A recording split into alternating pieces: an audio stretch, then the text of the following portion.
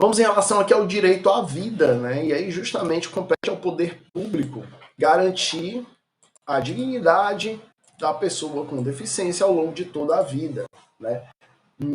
Nada surpreendente, nada que você não conceba isso parando e pensando, como eu sempre digo, no objeto, no espírito da lei.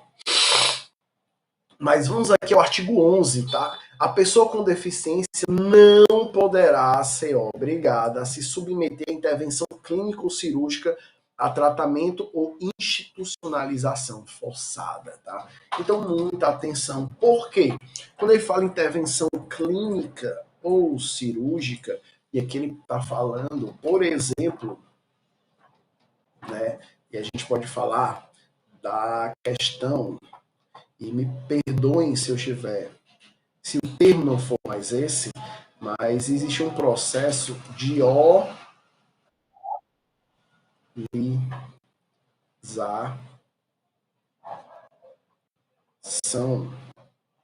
das pessoas com deficiência auditiva, né? Então, assim, é uma intervenção, né? Que, por meio daquela intervenção, você oraliza, você faz com que a pessoa que tenha deficiência auditiva, ela possa se expressar, né, pela fala. E o que diz é que ninguém é obrigado a submeter esse tipo de cirurgia ou esse tipo de intervenção. Então, por exemplo, vamos pensar que a pessoa com deficiência auditiva ela não é obrigada, por exemplo, tá? Então vamos pensar que a pessoa com deficiência auditiva, por exemplo, ela não é sequer obrigada a usar aquele aparelhinho, tá bom? Ela não pode ser obrigada a esse tipo de intervenção. Ela não pode ser obrigada a fazer esse processo de oralização, né? Então, assim, muito cuidado com isso, tá? Não é obrigado a qualquer tratamento, tá bom? Vamos que o tratamento de reabilitação, ela também não é obrigada, tá? Ela tem, por autodeterminação, né, ela tem direito à autodeterminação, inclusive de optar ou não por intervenções clínicas, cirúrgicas ou tratamentos, tá bom?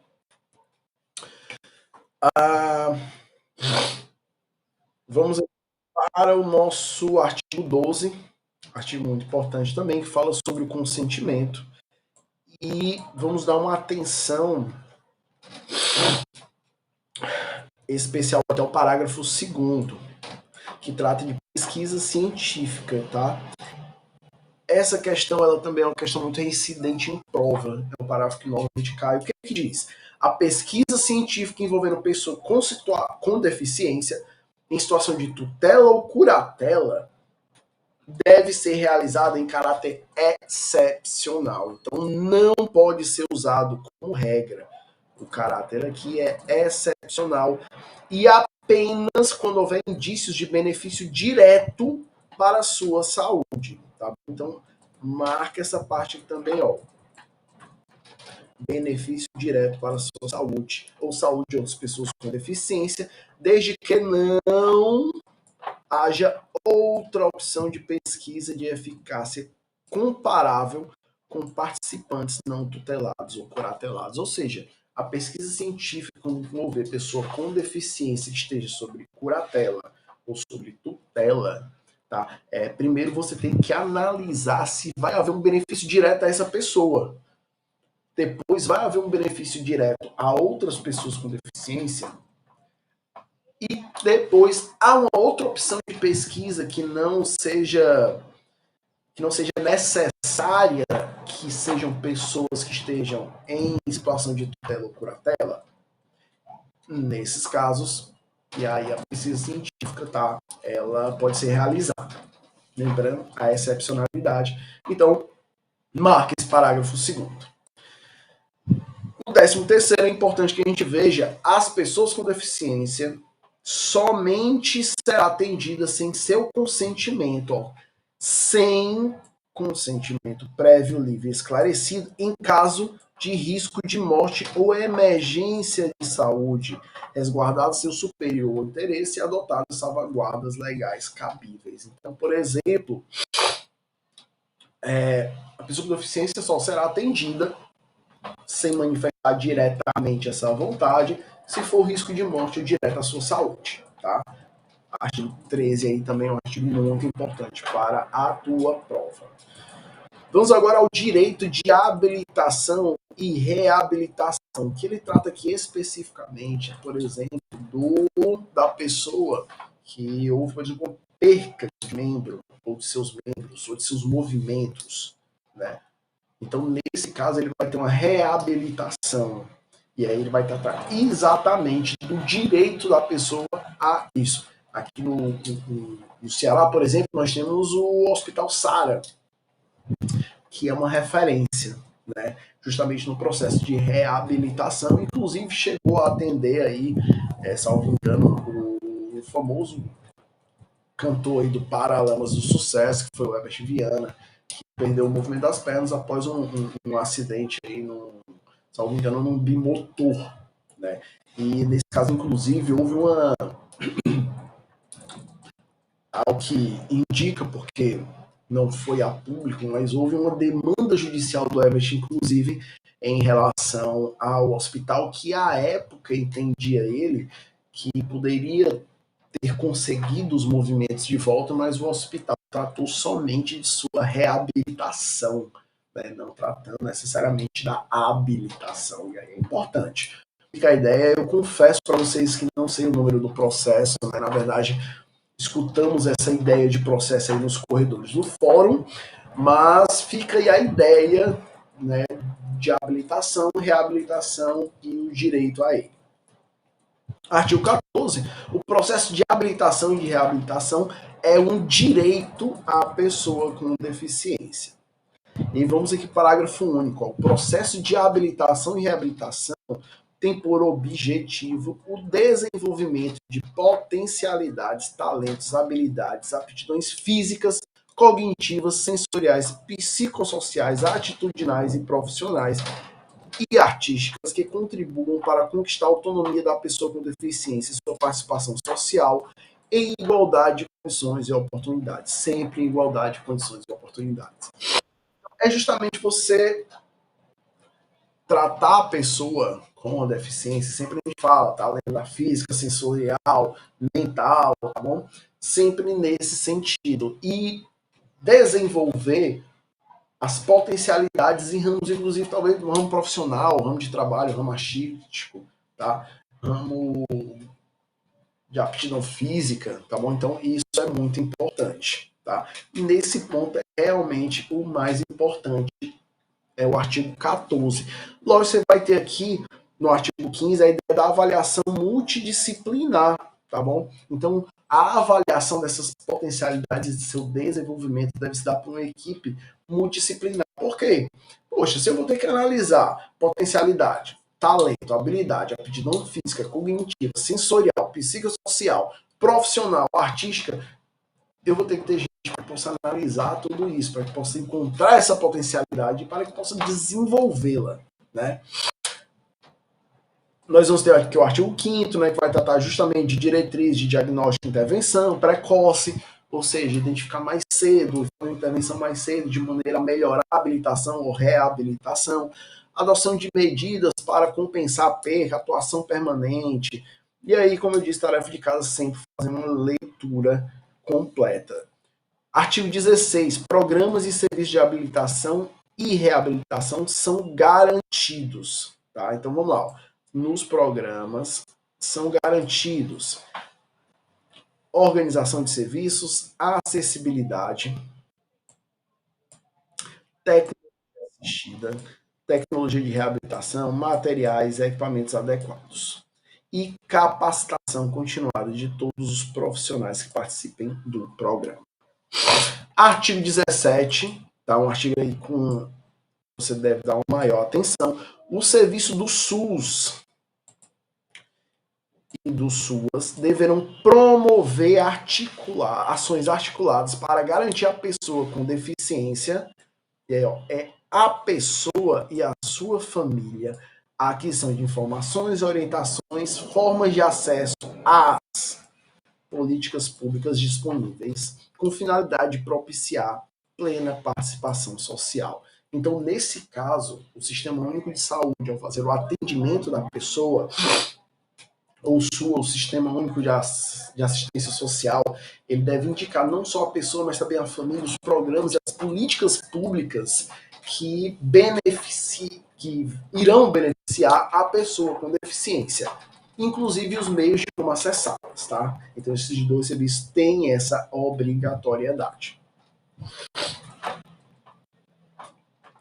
Vamos aqui ao direito à saúde, tá? Em relação ao direito à saúde, nós vamos ter também a maneira geral, a atenção integral, né? Vamos ter aí o SUS, garantido acesso universal e igualitário, e vamos ter aqui no parágrafo 3º também o direito à capacitação inicial e continuada dos profissionais que prestam esse serviço de atendimento de saúde à pessoa com deficiência, tendo em vista, lógico, todas as suas especificidades, tá bom?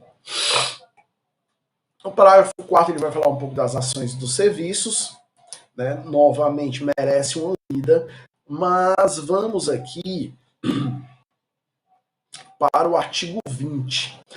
As operadoras de planos e seguros privados de saúde são obrigadas a garantir à pessoa com deficiência, no mínimo, todos os serviços e produtos ofertados aos demais clientes. Então, nesse caso, os planos de saúde, aí, os seguros de saúde, eles não podem se eximir, né, de garantir um serviço, um atendimento, um exame somente porque a pessoa é portadora de deficiência, somente por ser uma pessoa com deficiência, tá bom? Então, nesse caso, se é ofertado para o público geral, deve ser garantido também para a pessoa com deficiência. Isso é muito importante.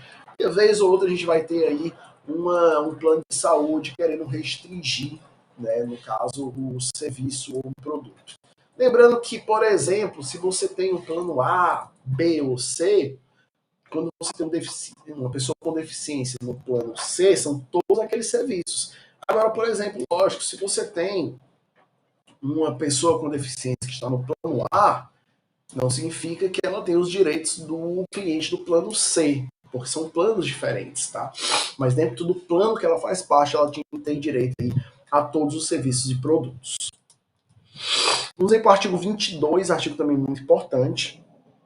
A pessoa com deficiência internada em observação é assegurado o direito a acompanhante ou a atendente pessoal, devendo o órgão e a instituição de saúde propiciar condições adequadas para sua permanência em tempo integral. Ou seja, a pessoa com deficiência ela tem que estar sempre acompanhada, assistida, seja do seu assistente pessoal, ou seja aí do seu acompanhante, tá bom? E no caso, infelizmente, o hospital não pode se negar. Há possibilidades, a gente passou aí por um processo de pandemia e em alguns locais, até por falta de infraestrutura, não era possível que as pessoas com deficiência fossem acompanhadas, né? Ou estivessem lá em observação junto com o seu atendente pessoal, junto ao seu acompanhante. Nesse caso, lembre-se que nenhum direito ele todo direito ele vai passar por um processo de moderação, tá? Nenhum direito é absoluto. Então, nesse caso, lógico, sobre pesada, nós vamos ter aí algumas exceções, tá bom? Mas, de maneira geral, se perguntar nos termos da lei e não havendo um óbice justificável para isso, tá? Não pode ser impedido. Por exemplo, estamos passando por uma epidemia ou estamos em um ambiente de quarentena, né, biológica, por exemplo, nós vamos poder ter aí essa exceção, tá bom? Mas é uma exceção. Vamos ter aqui também, tá? O parágrafo 1º, na impossibilidade de permanente acompanhante junto à pessoa, cabe ao profissional de saúde responsável pelo tratamento justificar por escrito. Então, justificativa por escrito. Nós vamos ter aqui o artigo 23, artigo também muito importante. São vedadas, sempre que vier um vedada, anota, marca isso. Por quê? Porque vedado é o proibido. Então, são vedadas todas as formas de discriminação contra a pessoa com deficiência, inclusive por meio de cobrança de valores diferenciados por planos de seguro em razão de sua condição. Ou seja, lembra do que eu falei lá do deficiente que tinha um plano A, um plano C?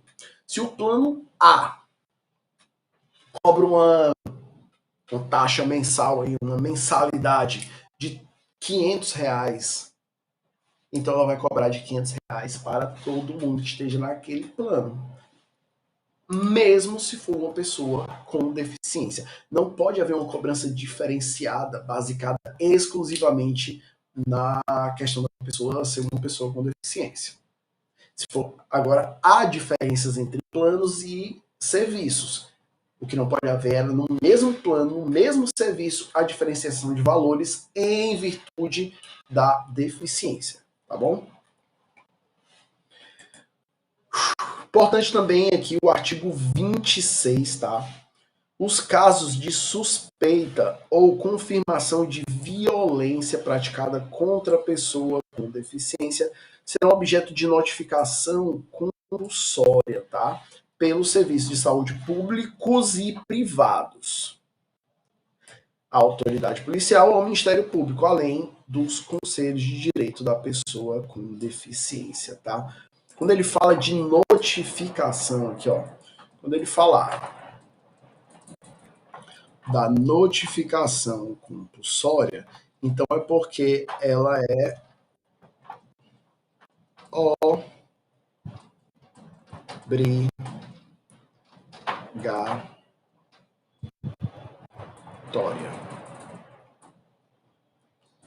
Tá? Então é obrigatório. Parágrafo único. Para efeitos dessa lei, considera-se violência contra a pessoa com deficiência qualquer ação ou omissão praticada em local público ou privado que lhe cause morte ou dano ou sofrimento físico ou psicológico. E foi bem amplo, né, que a ideia era proteger mesmo a pessoa com deficiência.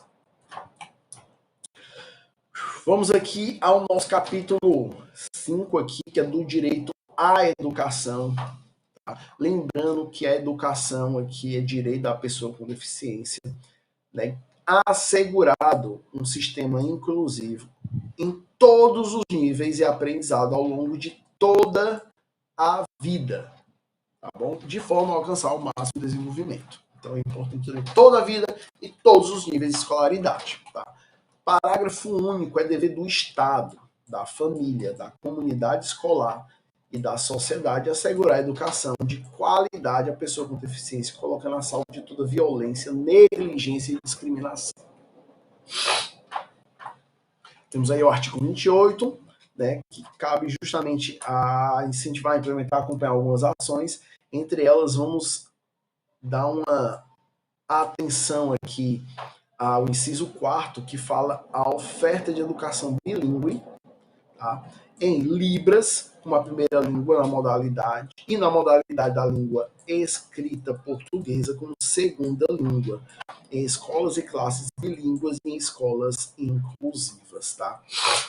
Por que ele fala que a Libras deve ser uma educação prioritária, né? Deve ser como primeira língua?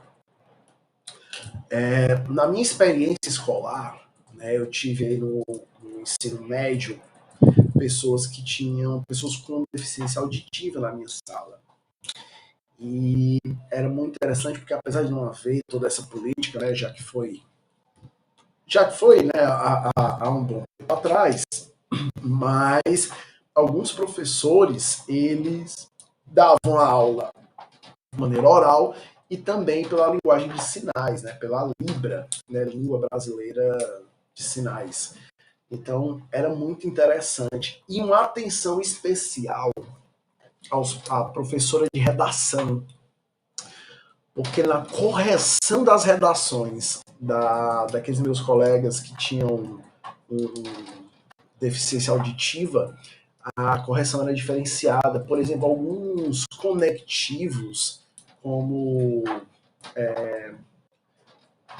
xícara de café, né? Às vezes você não tem todos os como se não fossem todos os elementos da língua portuguesa escritas presentes nas libras. Então, a correção escrita ela tem que ser também adaptada, ela tem que ser vista de uma outra maneira. E era muito legal quando isso acontecia, né? Já era um tipo de inclusão. E eu me sinto muito feliz de ter visto isso já na minha formação escolar, né?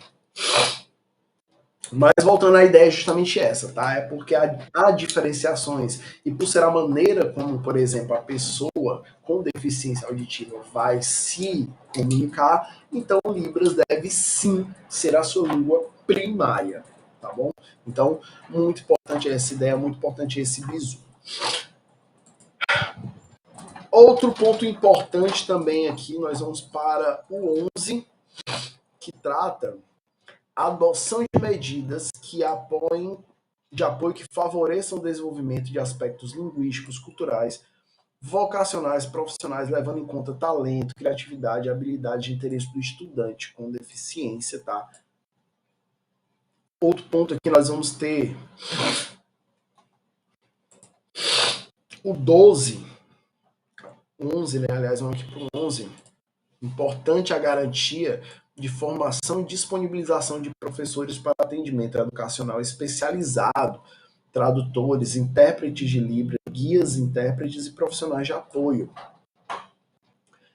12. Oferta do ensino de Libras e do uso de tecnologias assistidas, de forma a ampliar essa funcionalidade também. É uma prioridade aí para a educação, tá bom? Vamos aí para o 17 também, oferta de profissionais de apoio escolar, como a gente já pontuou anteriormente.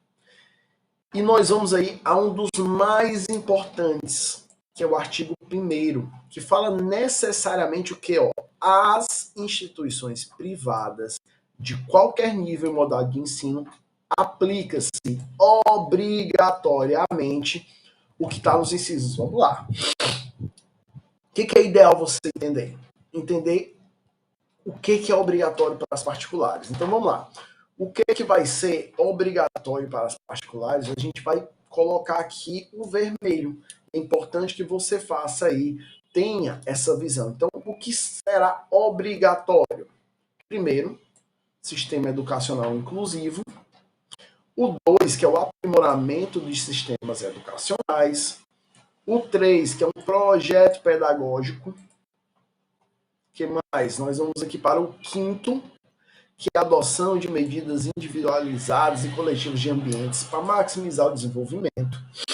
Nós vamos ter aqui o 7º, que é obrigatório, o 8º, o 9º, o 10º, que mais aqui? Nós vamos ter também o 11º, 12º, 13º, 14º, 15º, 16º, o 17 e o 18.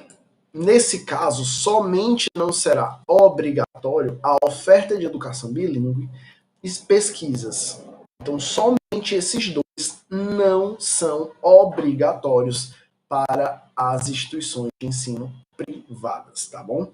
E observação aqui também, vamos botar em vermelho, vedada a cobrança de valores adicionais de qualquer natureza em suas mensalidades, anuidades e matrícula no cumprimento dessas determinações. Ok? Parágrafo 2º, parágrafo que costuma complicar um pouquinho também a tua prova. Por quê? Lembra que ele fala aqui necessariamente da questão da disponibilização de professores, tradutores, intérpretes e profissionais de apoio. Olha o que diz o parágrafo 2º, e vamos colocar aqui em amarelo já. Na disponibilização de tradutores e intérpretes de Libras, a que se refere o inciso 11, deve-se observar os tradutores e intérpretes de Libras atuantes na educação básica devem ter ensino médio e certificado de proficiência em Libras. muita atenção, tá? Médio, ensino médio.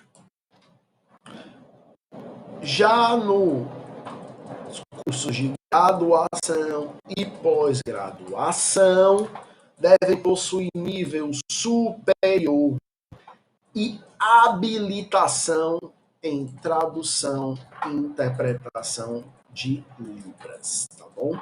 Então, o que ele vai trazer? Normalmente ele vai fazer uma confusão, dizendo que para o ensino médio ou para a educação básica já deve haver uma habilitação, ou deve ter uma graduação, pós-graduação, né? No caso, graduação e pós e habilitação será somente para, aliás, nível superior e habilitação em tradução de Libras somente para graduação e pós-graduação, tá bom? Então, muita atenção aqui, tá bom? Vou botar aqui um mega asterisco.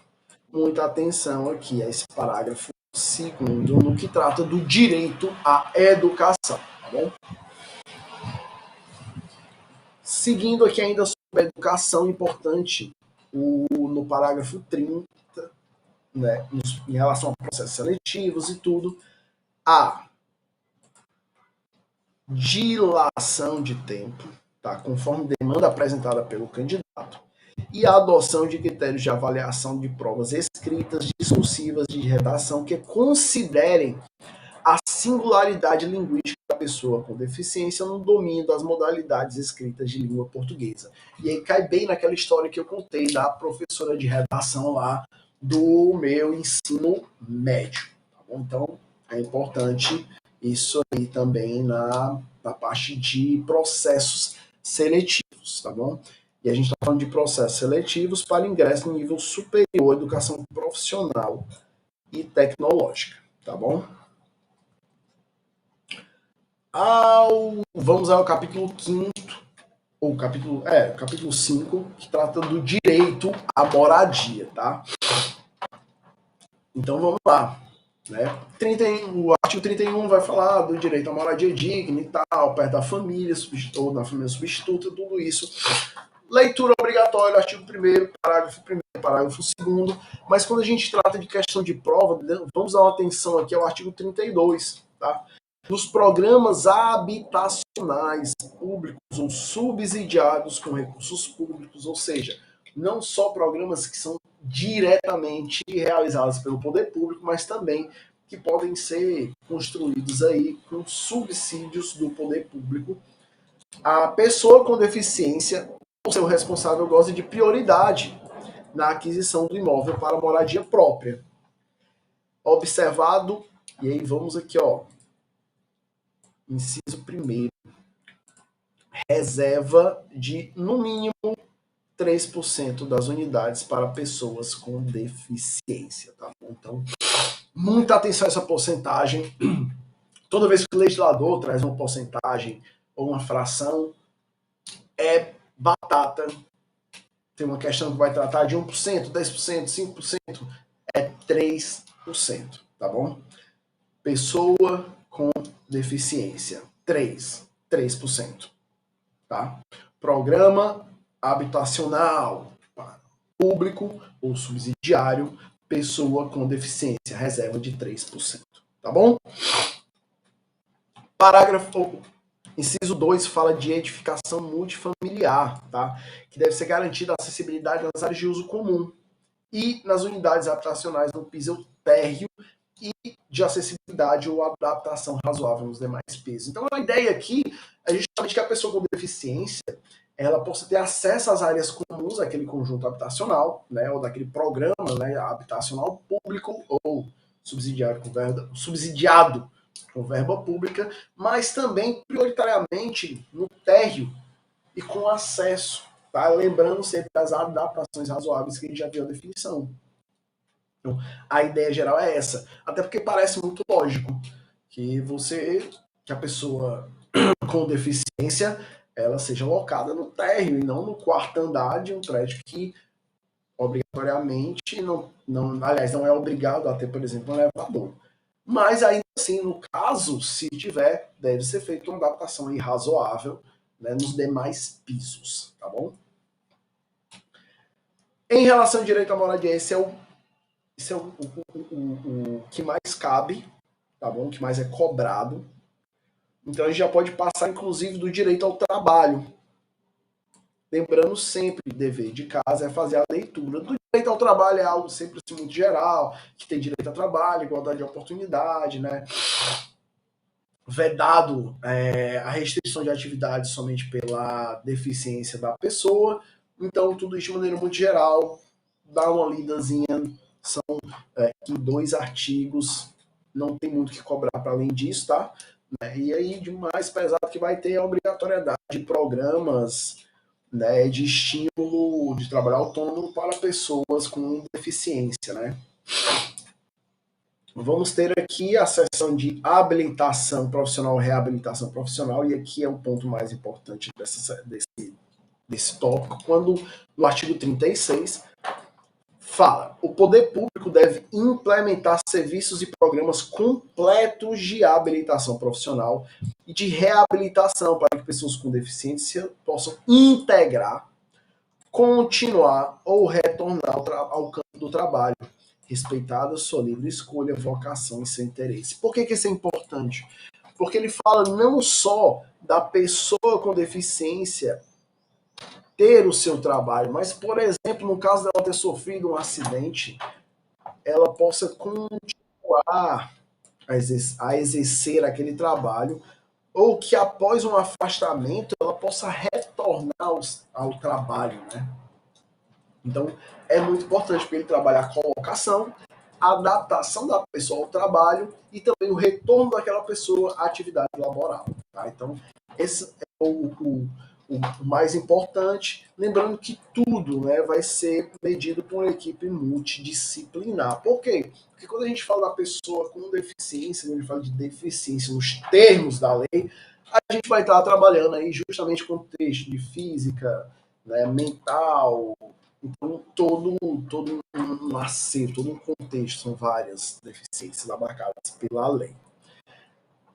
Seção 2, a inclusão da pessoa com deficiência no trabalho, tá? E aí também, de maneira geral, a lei, né, a gente sabe que vão haver prioridades, né, suportes, deve haver um respeito ao perfil. Tudo isso, na verdade, são conceitos gerais de colocação, né, critérios de competitividade, de acesso, de promoção, tudo isso, tá? Então, dá uma lidinha, normalmente não tem muita questão, mas é bom dar sempre uma lida na letra da lei. E aí nós vamos aí ao direito à assistência social, tá? Artigo 30 fala de serviços e programas, mas vamos ao artigo 40, que tem maior incidência em prova. É assegurada a pessoa com deficiência que não possua meios de prover sua subsistência, nem tê-la provido por sua família o benefício mensal de um salário mínimo. Tá? Então, aqui, artigo 40, artigo mais importante. Então, sim, a pessoa com deficiência que não tenha meios de sobreviver e que também sua família não faça, ela tem direito ao benefício de um salário mensal, tá bom? Vamos aqui à parte do direito da previdência social, também leitura, e aqui do direito à cultura, esporte, turismo e lazer, também muito geral, né? Lembrar bens culturais em formatos acessíveis, programa de TV, teatro, cinema em formato acessível, monumentos, tá? Também que tenham serviços que possam garantir o acesso aí da pessoa com deficiência. E vamos aqui ao parágrafo 1º, sendo o mais importante. É vedada a recusa de oferta de obra intelectual em formato acessível à pessoa com deficiência, sob qualquer argumento, inclusive alegação de proteção de direitos de propriedade intelectual. Então, por exemplo, você não fornecer vamos pensar um grande livro, como por exemplo, William Shakespeare, Romeu e Julieta, diz, não, eu não vou ofertar essa obra intelectual em braille, porque eu vou ferir os direitos de propriedade intelectual. Isso não tem nada a ver, inclusive é vedada essa recusa, tá tá bom? Então fica esse artigo 1º aí, mais importante, lembrando sempre o nosso foco quando ele fala vedada, tá bom? Nesse ponto ainda, vamos ao artigo aqui 44. Nos teatros, cinemas, auditórios, estádios, ginásios de esporte, locais de espetáculo e de conferências e similares, serão reservados espaços livres e assentos à pessoa com deficiência, de acordo com a capacidade de lotação. Tá? Parágrafo 1º. Os espaços a que se referem esses artigos devem ser distribuídos em locais diversos. Então não é todo mundo vai ficar numa fileira só, não. Diversos. Mas deve haver boa visibilidade, deve ser próximo aos corredores, devem estar sinalizados e devem se evitar áreas segregadas. Tá bom? Então é muito importante tudo isso. É importante, por exemplo, no cinema, você vai colocar, não, eu vou colocar as pessoas com deficiência lá atrás, problema delas. E eu vou colocar uma fila lá só para elas, vou colocar uma placa lá, pessoa com deficiência. Isso é uma segregação, tá bom? Então, por exemplo, não posso, até porque eu também tenho que colocar próximo aos corredores. Por quê? Porque vamos pensar numa pessoa com uma deficiência motora. Então, nesse caso, se ela estiver lá no meio e houver qualquer necessidade de evacuação emergencial, ela vai ficar desassistida, ela não vai ser priorizada, e ela deve ser priorizada, tá bom? Então, é importante a gente ter esse ponto aí, tá? Ainda nesses termos, nós temos aqui o parágrafo 3º, que fala que os espaços e assentos devem situar-se em locais que garantam a acomodação de, no mínimo, um acompanhante da pessoa com deficiência ou mobilidade reduzida, resguardado o direito de acomodar-se proximamente a um grupo familiar e comunitário. Então, nesse caso, além do assento para a pessoa com deficiência, deve também haver para um acompanhante. Lembrando que o acompanhante pode ser também o atendente pessoal, né? Então, sempre tem esse resguardo aí. Outro ponto importante, parágrafo 6º aqui. As salas de cinema devem oferecer em todas as sessões recursos de acessibilidade para pessoas com deficiência, tá bom? Todas as salas, todas as sessões. Vamos aqui ao 7, né, que fala do valor do ingresso, que não pode ser superior ao cobrado, né? Sempre aquela ideia de que você não pode cobrar mais a pessoa pelo fato de ela ser uma pessoa com deficiência. E nós vamos aqui ao artigo 45, que fala mais dessa parte de hospedaria, né, que ela deve observar o princípio do desenho universal. Lembrando sempre aquela ideia que o desenho universal é que todo mundo possa utilizar, né? E aí vamos para o parágrafo 1º. Os estabelecimentos já existentes deverão disponibilizar pelo menos 10% de seus dormitórios acessíveis, garantindo no mínimo uma unidade. Aqui é o seguinte: novos hotéis, né, novas hospedarias e pousadas, elas devem respeitar o desenho universal, ou seja, sua concepção já deve ser colocada de modo que todo mundo possa usá-la, possa ter acesso, seja pessoas com deficiência ou não.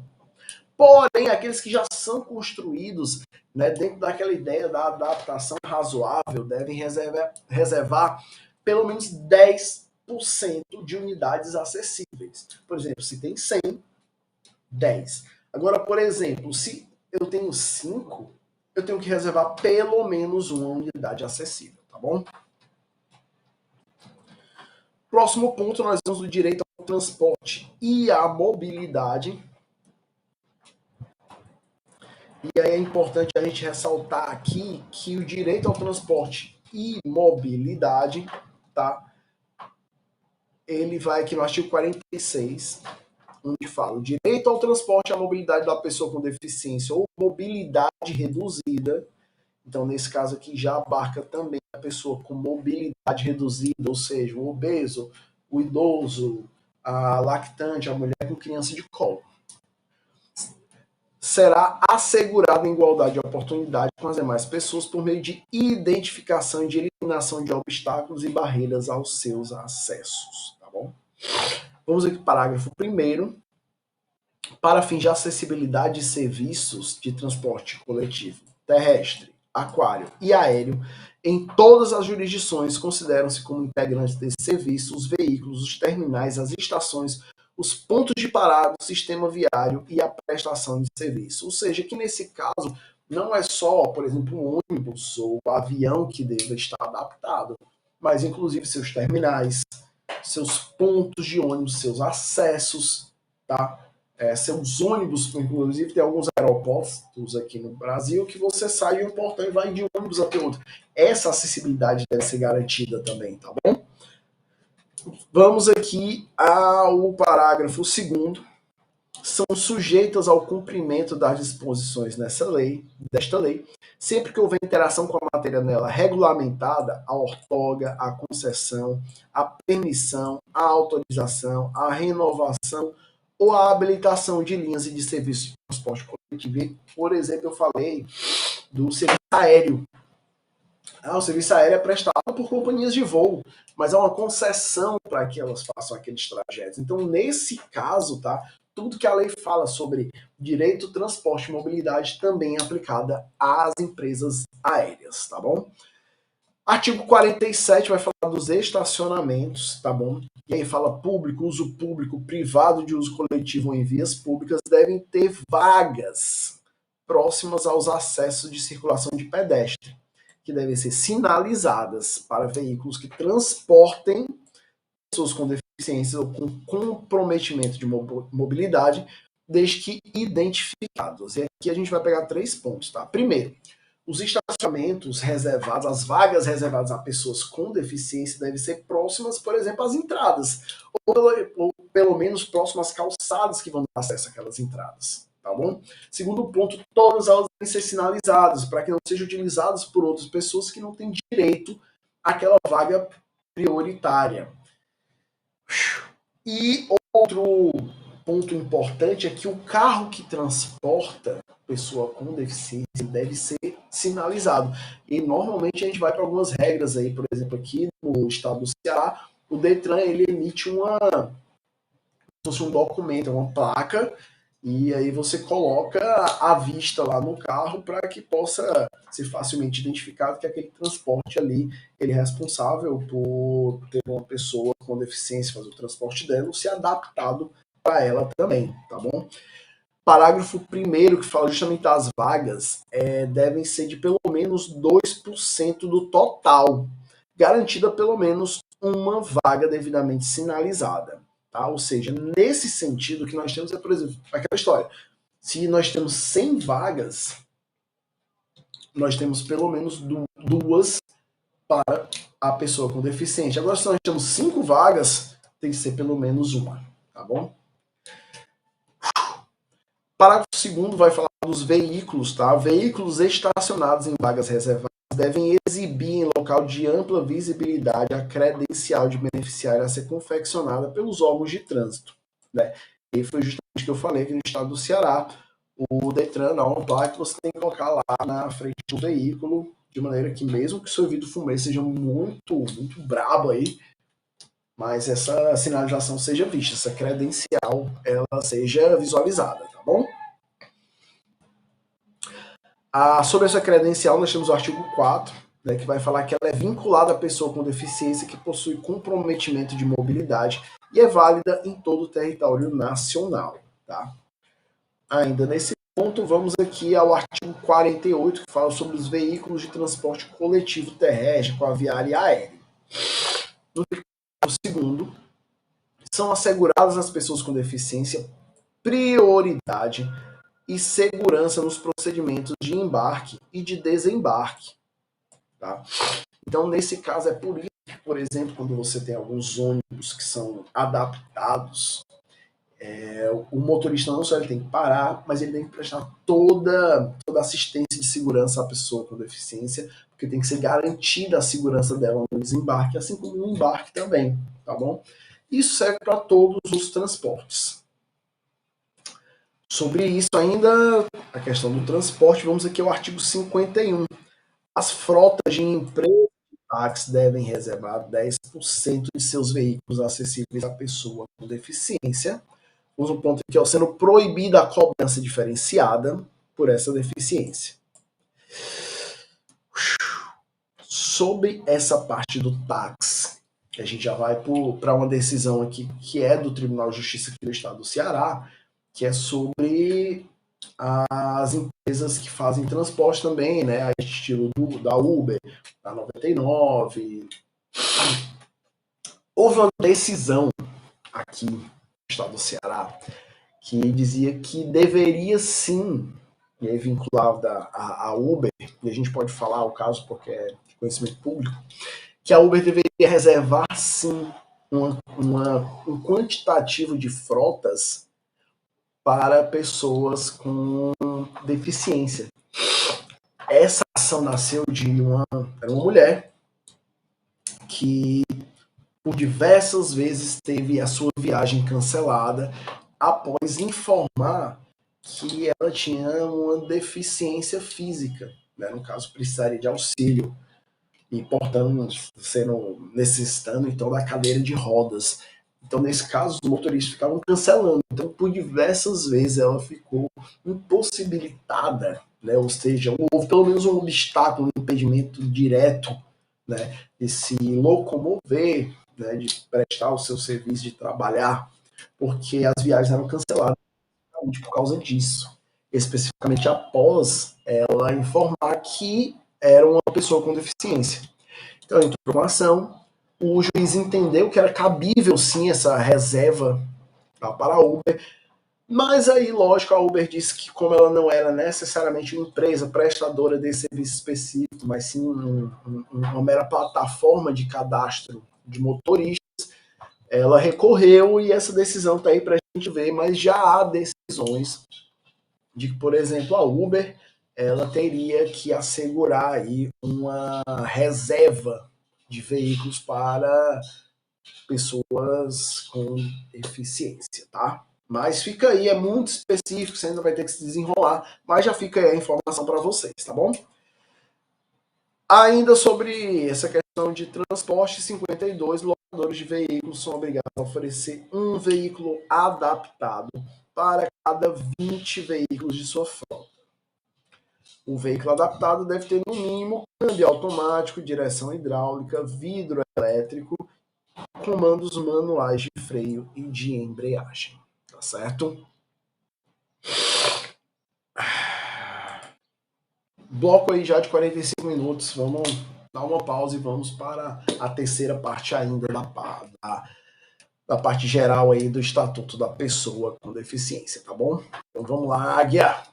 Vamos lá, Águia, em relação à acessibilidade, tá? Então, direito à acessibilidade é o direito que garante à pessoa com deficiência ou mobilidade reduzida viver de forma independente e exercer seus direitos de cidadania e participação, tá?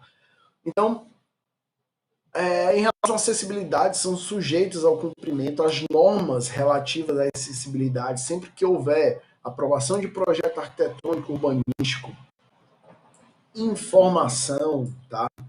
Outorga ou renovação de concessão, permissão, autorização ou habilitação de qualquer natureza, tá?